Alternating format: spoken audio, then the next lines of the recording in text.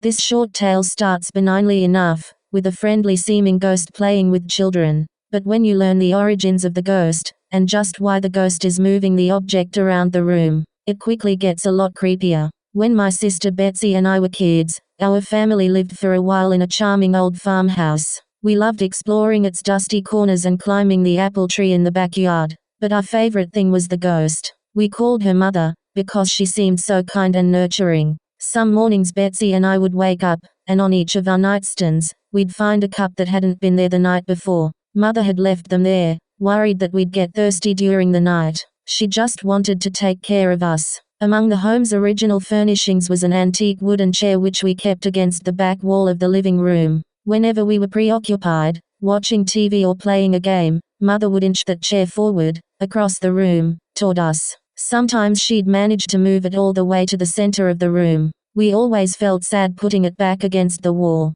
Mother just wanted to be near us. Years later, long after we'd moved out, I found an old newspaper article about the farmhouse's original occupant, a widow. She'd murdered her 2 children by giving them each a cup of poisoned milk before bed. Then she hung herself. The article included a photo of the farmhouse's living room, with a woman's body hanging from a beam. Beneath her, knocked over, was that old wooden chair, placed exactly in the center of the room. Did it get colder in here? Or is it just me?